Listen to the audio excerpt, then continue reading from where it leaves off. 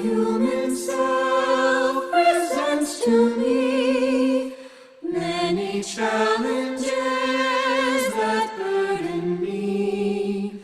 My heart center shines and calls to me. This is who I choose to be. Sometimes lessons. Welcome to the Vibrational Alchemy Podcast. This is Penny Fisher, and we are so glad you are joining us for this week's episode.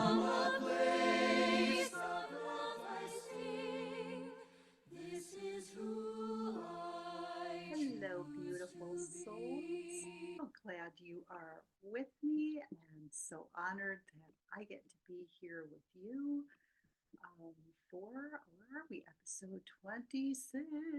Yeah, we're going to be talking today about chaos and how we navigate that with a little bit more balance and ease in our lives, right? So before we get started, I always want to check in and see how you're doing. I want to know how your work with the power of the pause is going. I hope that you're finding places in your life where you can just kind of breathe for a minute before you respond to anything. Put some space between you and the reaction that has been programmed, right, from a lifetime, if not many lifetimes, and just drop into that heart space and stay in that beautiful space. And just real quickly, nuts and bolts, I have a workshop coming up. It's a fully virtual workshop next week on Thursday, or this coming week on Thursday, I guess. It'll be May 9th at 7:30 p.m. Eastern Time. And the workshop is Awaken Your Inner Magic, Living a Life of Balance and Ease. And we're going to talk a little bit about how we do that, kind of some of what we talk about in the podcast. How we navigate our day-to-day lives from a place of more centeredness, more groundedness, more ease, more peace, right? We'll talk a little bit about kind of the science behind the energy medicine. We'll definitely I'll offer you some practices that you can take into your daily routine that will hopefully help you. Definitely a guided meditation, at least one. We'll see how much time we have. And then, as always, time for Q&A. This is really interactive, too. A lot of what we do will be driven by the feedback that I get from you as we're moving through our time together. So if you can join me, that would be great. You can find the link to register on the website. And the website is vibrationalalchemy.net. And just, I think you'll find the link there, or you can go right into Eventbrite and just search Awaken Your Inner Magic. Okay. Alrighty then, chaos. Let's jump in. Chaos sometimes, and at least for me lately, more than just sometimes, but often, chaos feels kind of like my new normal, right? At least what's going on around me in the world. And I know, and you know, that there's a tremendous amount of judgment out there, tremendous amount of negativity, tremendous amount of polarization. And we know from the times that we've been together in this work that these are just aspects of fear, right? And fear is the absence of love. Right? And this is our ego trying to keep us safe. This is our ego trying to make sure that we have what we need in the world, right? So there's the fear. I don't know about you, but I notice that when I am confronted with the chaos, that I have to be careful. I have to be mindful. Oh, like last week, I have to employ the power of the pause to make sure that I'm not falling into judgment, right? To make sure that I'm not getting angry at the people who are angry, that I'm not judging or blaming the people who are judging and blaming others, but instead staying in that space where I can create the container of compassion right from a previous episode, that container of compassion, and just hold space for their journey. And that's hard work. And full disclosure, I am working on it. And I'm not always there, but I'm trying. And so um, at April's Eventbrite workshop, also Awaken Your Inner Magic, we're running them every month, and every month they're a little bit different. So hop on over if it feels in alignment for you. Anyhow, at the April event, one of our participants asked this brilliant, perfect question, and I'm going to paraphrase here, but here was the essence of what she asked. She said, "How can I stay in alignment with the vibration of love when I am surrounded by negativity and chaos?" And that was fascinating to me because a day or so earlier with my walk and talk group, um, we were talking a lot about chaos and how we handle chaos. So when two things like that come really close together, I know it's something that's important. And so I've been diving into this a lot. And it seems to me that the first thing that we need to do here is to take a closer look at chaos. What is chaos? How does it manifest? What does it mean? So, if we swing over into the world of quantum physics, and again, full disclosure, I am a retired literacy specialist. I am not a scientist here. But we do know from the world of the quantum that there is something called chaos theory. And apparently, it's an intersection between particular branches of science and mathematics.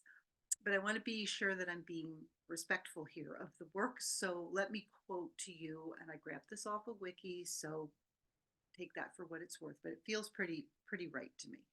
So on Wikipedia, it says this about chaos theory. Chaos theory states that within the apparent randomness of chaotic, complex systems, there are underlying patterns, interconnection, constant feedback loops, repetition, self similarity, fractals, and self organization. The butterfly effect, an underlying principle of chaos, describes how a small change in one state of a deterministic nonlinear system can result in large differences in a later state. A metaphor for this behavior is that the butterfly flapping its wings in Brazil can cause a tornado in Texas. The theory was summarized by Edward Lorenz this way: when the present determines the future, but the approximate present does not determine approximately the future, does not approximately determine the future. So that's a mouthful. But what I love about this idea of chaos theory, and if any of you watched the very first Jurassic Park episode, right, there's a scene where they talk about chaos theory. And chaos is something that occurs when a system appears to be breaking down, but in fact is reorganizing to come back into a new state of coherence, right? It happens as part of evolution. And it's my theory that that's what we're seeing right now out in the world, right? Because if we think about the fact that even within chaos, what did it say? There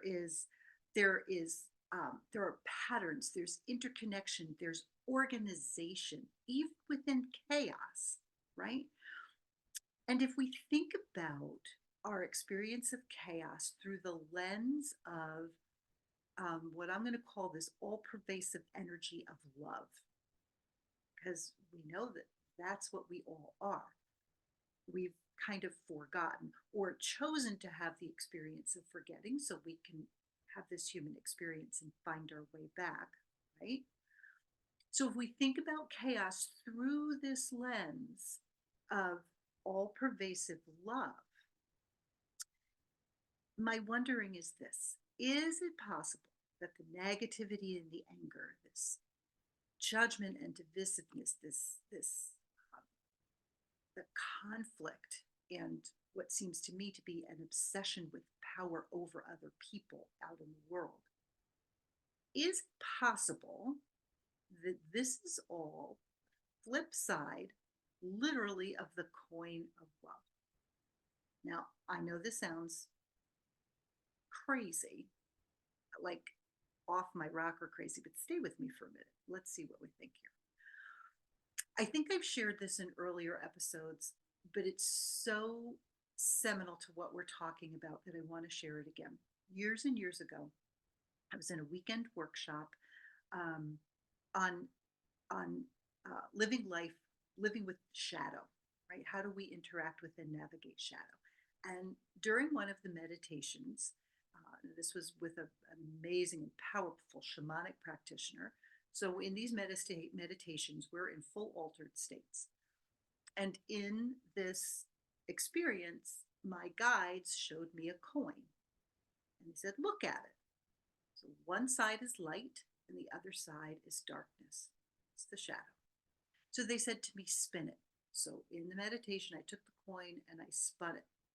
And because I'm in an altered state, instead of slowing down, it speeds up.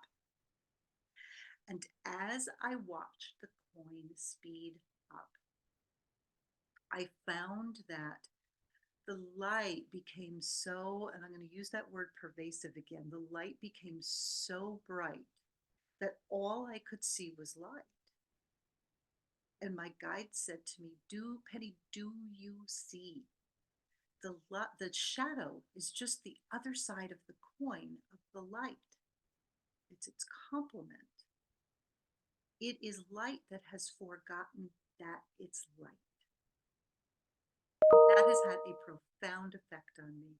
And I have spent the decades between then and now trying to figure out how to help the shadow parts of myself remember that they are love, right? I tried for years to make those shadow parts of myself turn back into love.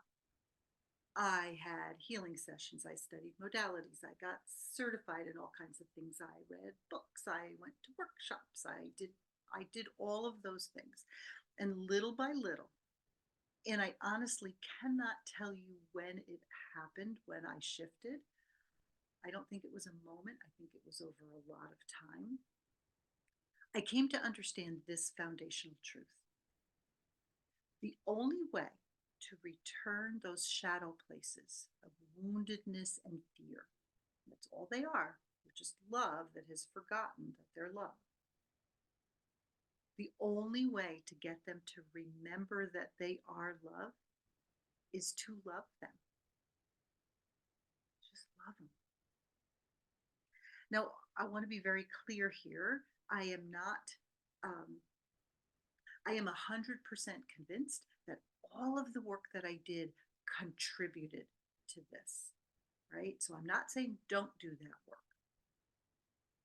But the energy that I brought to it early on, the franticness, the pushing, the grasping, kept it out of my reach. So as you do this work, just trust, just breathe, just know that the work is happening and you are shifting, right? So I've also been given this image, especially when I work with clients privately, and we're dealing with this idea of loving the chaos within ourselves. And I'm very often shown this image of a screaming child, a scared child. And the truth of the matter is, you are not going to calm this child down by matching the child's chaos. Now, I have seen parents do that. I have seen, and full disclosure, yeah, I've been there a time or two. Absolutely. You are not going to calm a child down by screaming at them or matching that energy. You might get them to be quiet for a minute or two, but that's just their fear about your big shadowy energy that just like might freak them out for a minute. What do we do? What do you do with a little one who is scared or upset or just terrified about something or so tired that they can't stand themselves and they don't know what else to do? Right? What do? We speak in a calm tone. Maybe we sing. Mostly we pull them in We snuggle them in, we rock them, we let them feel our heart space, and we remind them through all of those gestures that they are loved, that they're safe, that it's okay. No matter how out of control the behavior might be in the moment, you're okay. I've got you. And eventually they will calm down. Sometimes it takes longer than others, but they will calm down. And this is the shadow aspect, this is the chaos also. Just like that little child will calm down and remember that they're loved, the chaos that is driven by the shadow will also remember not only that it is loved, but that it is love, right? All right, so let's leave the screaming child for a moment and let's talk about chaos and what chaos kind of really is. In my walk and talk group, we kind of took a deep dive on this, and it was interesting to listen to people talk about chaos. And as we were talking about chaos initially, everybody was describing, um, they were describing an energetic that was external to them, right? So one person was talking about a work environment that was just chaotic and negative. Another was talking about she had a career as a surgical nurse. And she said, listen, in her world, what might have looked chaotic to the outside, to the layperson, was not really chaotic. It was only chaotic if someone was bleeding out or coding or there was some kind of life threatening emergency. She said, then it could get chaotic, right? But the more I thought about this, the more I came back to this world of the quantum. And the more I thought about this saying, we all know the saying, as above, so below. Well, the other side of that is as within, so without. So our external world is a reflection of what's going on inside of us. So when I'm feeling chaotic internally, when there really is a chaotic quality to what's going on inside of me, even though it might not be on a scale that other people would judge as chaotic, right? So, for instance, what we're seeing in in politics, in society, in economics right now, in international relations, right? That feels really chaotic, and it is.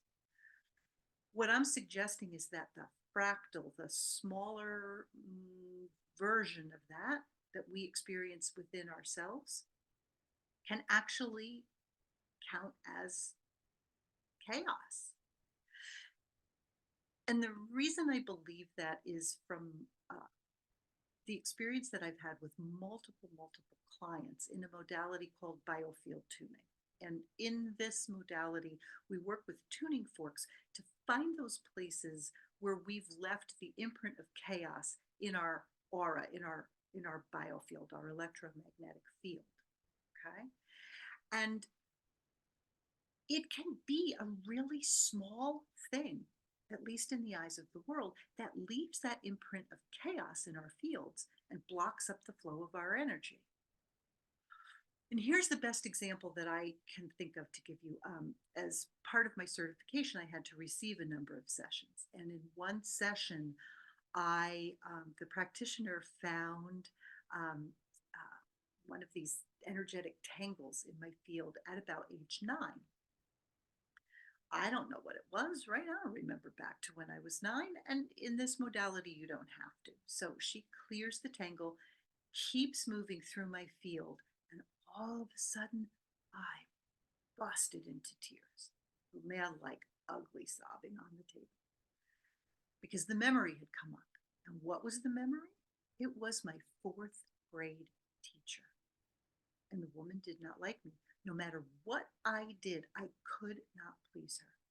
And to a 9-year-old who had externalized her power and believed that she wasn't good enough, right? I was the one who thought that I had to be perfect all the time in order for people to love me.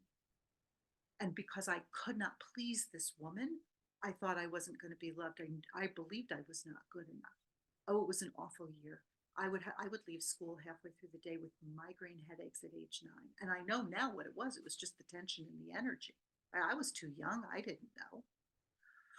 I share all of this with you, my dear soul family, because I want to illustrate what, for me at least, is the answer to this question that I shared with you at the beginning of the episode, right? And the question was, how do we stay in alignment with the vibration of love amid chaos and negativity?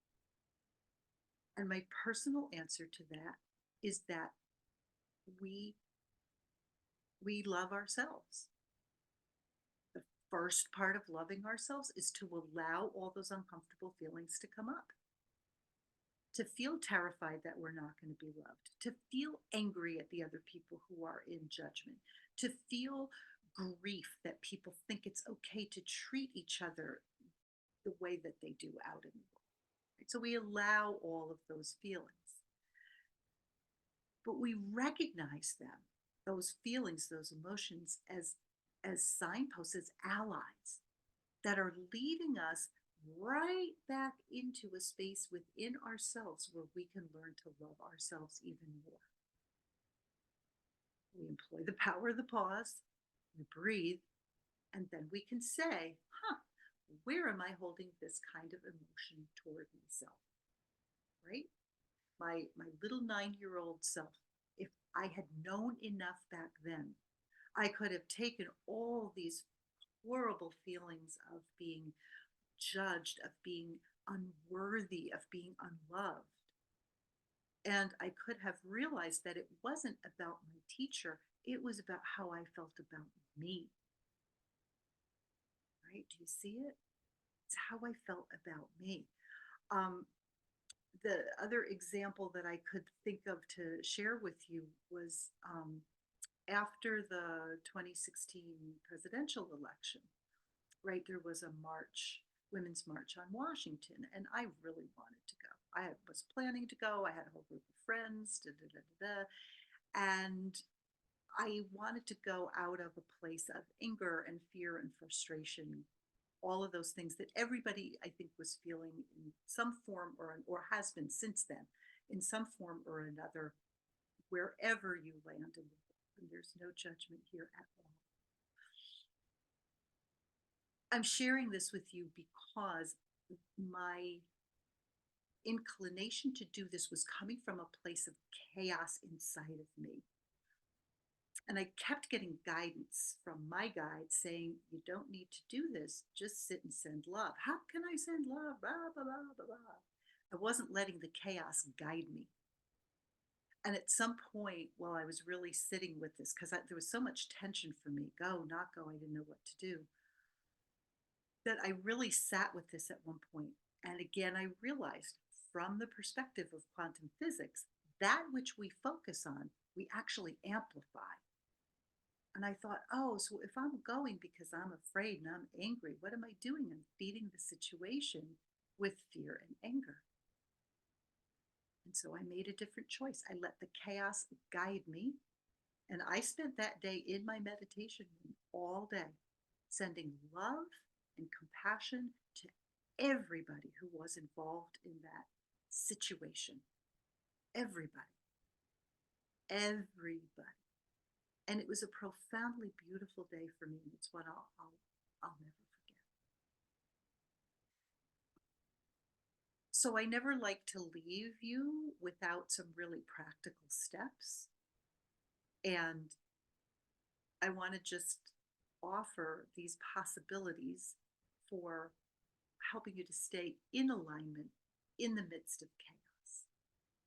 And the first thing I'm going to say is you breathe. Remember, from a physiological standpoint, flooding your body with oxygen tells your body that it is safe and it can relax. Right? When we go into fight, flight, or freeze mode, what's the first thing we do? We hold our breath. It triggers the release of adrenaline and cortisol and all of those things, and that just feeds the chaos inside of us. Remember, where we want to come into a place of more stillness and peace, because I can't control the chaos that's out there. It is not my job. That's why this question that was asked was so brilliant.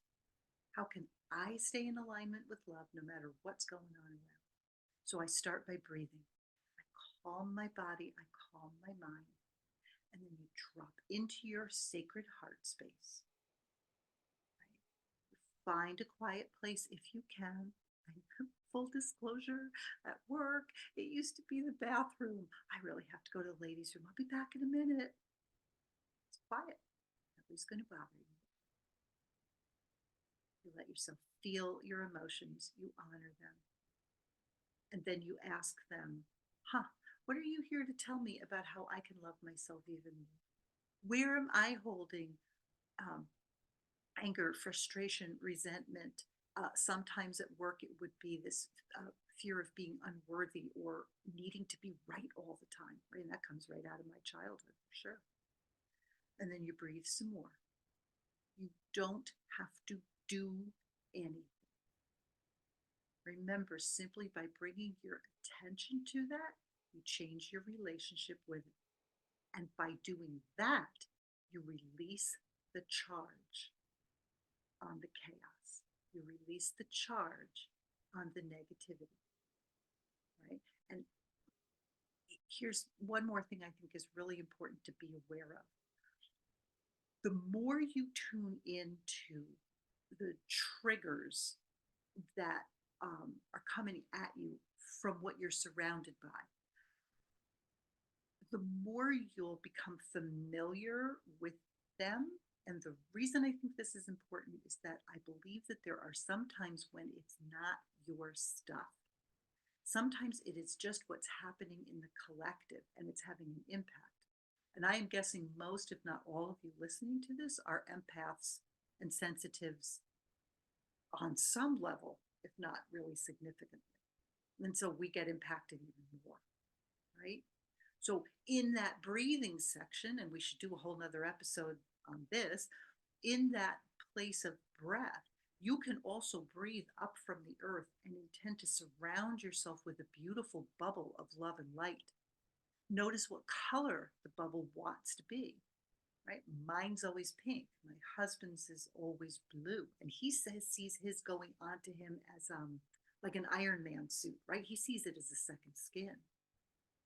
It's not about protection so much as it is amplifying your vibration of love so much that none of that stuff can get to you. And when it does sneak in, you breathe. You use it as an ally. And the more you do this, and it's little by little, at least this is my experience, bit by bit, experience by experience, day by day, it gets easier, I promise. And here's the dirty little secret, my darlings. It's not that you're not going to feel the chaos. It's not that you will stop experiencing negativity in the world around you. That's part of our human experience right now. We're finding our way through this and into light and love. And we're getting there. It's my belief that we are on our way. The tide has turned, right? But it will get easier. And it will get to the point where the time lapse between when you feel the contraction of the experience of the chaos around you and when you come back into that space of expansion and balance and ease, that time will become smaller and smaller and smaller until it's so minuscule that you almost don't notice it. Right? We say this all the time, it'll become your default setting. You're almost there. Just keep practicing. Because when you can come back into that place of asking, what can this show me about how I can love myself? Then you come into a place of balance. You come into a place of calm and centeredness. You become the eye in the storm. And then you invite the storm around you to start to shift and start to settle. When you're calm, you can choose how you want to walk through the world. When you're calm, you can hear the voice of your higher self, your divine I am presence, filling you with love, and with light, and reminding you that this is who you are. It's who you've always been. It's who you will always be, because this is how you were created. It's how Source sees you, because this is your reality. You are beautiful. You are love. You are light. You are amazing. Don't let anybody tell you otherwise. I am so grateful to each one of you for joining me on this incredible journey. If somebody would have told me that we would have just dropped episode 26, I would have laughed them out of the room. But here you all are supporting me, sharing your light in the world. And that is my goal always, my darling friends, to remind you each week, every day on TikTok and Facebook, every week in a podcast, to remind you, to mirror back to you the reality of who you are. You are loved, and you are love. And I want you to remember that until we're together again next week. I love you. This is who I choose to be.